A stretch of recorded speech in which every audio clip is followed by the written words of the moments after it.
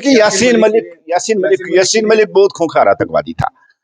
Air force के जवान है जिनको कत्ल करने वाला यासीन मलिक, बिट कराटी जिसने पंडितों का कत्लेआम किया उसको डायरेक्शन देने वाला यासीन मलिक, पत्थरबाजी कराने वाला यासीन मलिक, नौजवानों के हाथों में गाउन ग्रेनेड देने वाला यासीन मलिक। और यासीन मलिक ही कश्मीर के सैकड़ों बच्चों के कत्ल में मुलव्वस है। जिस तरह से उन्होंने गन के जरिए ग्रेनेड या पत्थरबाजी में उन बच्चों को मरवाया। सरला भट्ट को मारने वाला कौन?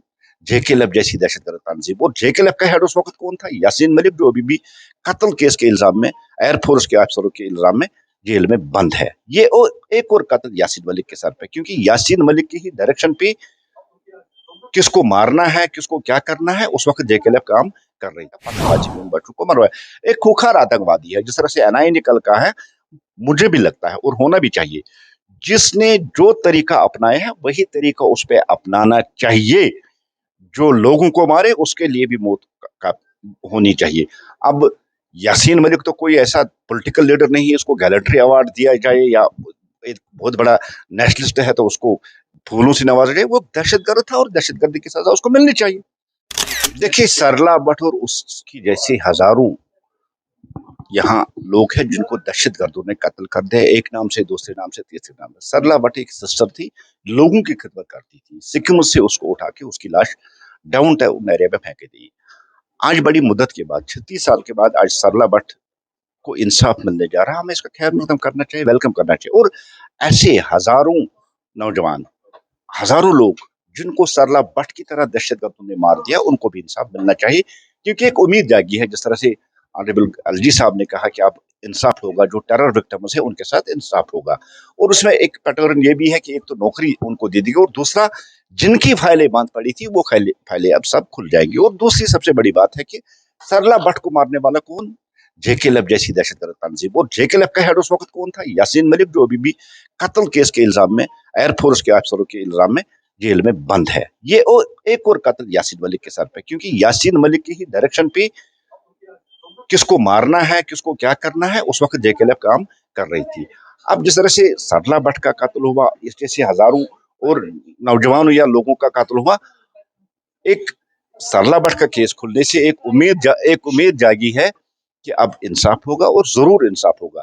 लेकिन जहां तक ताल्लुक है दहशतगर्द तंजीमों का, ये जो फैसला कौन लड़ाई अब दहशतगर्द स्ट्रक्चर और उनके संपैथर्स जो है उनके खिलाफ एक फैसला कौन जंग जो एलजी एडमिनिस्ट्रेशन और सेंट्रल गवर्नमेंट शुरू कर दी। आप देखिए, मार्च 25 में ही ये 2025 में ही दहशत का अंत होगा और दहशतगर्दों का नाम निशान जम्मू कश्मीर की धरती से मिटाएगा। क्योंकि अभी ऑपरेशन सिंदूर कंटिन्यू है और ऑपरेशन सिंदूर के तहत आपने देखा कि पहलगाम अटैक के बाद 21 खूंखार दहशतगर्दों को खत्म किया गया।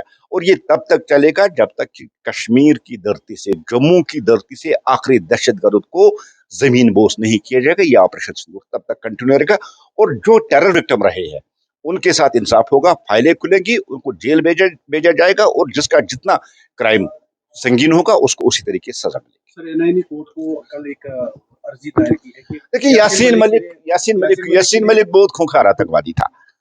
एयरफोर्स के जवान है जिनको कत्ल करने वाला यासीन मलिक, बिट कराटी जिसने पंडितों का कत्लेआम किया उसको डायरेक्शन देने वाला यासीन मलिक, पत्थरबाजी कराने वाला यासीन मलिक, नौजवानों के हाथों में गाउन ग्रेनेड देने वाला यासीन मलिक। और यासीन मलिक ही कश्मीर के सैकड़ों बच्चों के कत्ल में मुलव्वस है। जिस तरह से उन्होंने गन के जरिए ग्रेनेड या पत्थरबाजी में उन बच्चों को मरवाया। एक खूंखार आतंकवादी है। जिस तरह से एनआईए निकल का है, मुझे भी लगता है और होना भी चाहिए, जिसने जो तरीका अपनाया है वही तरीका उस पर अपनाना चाहिए।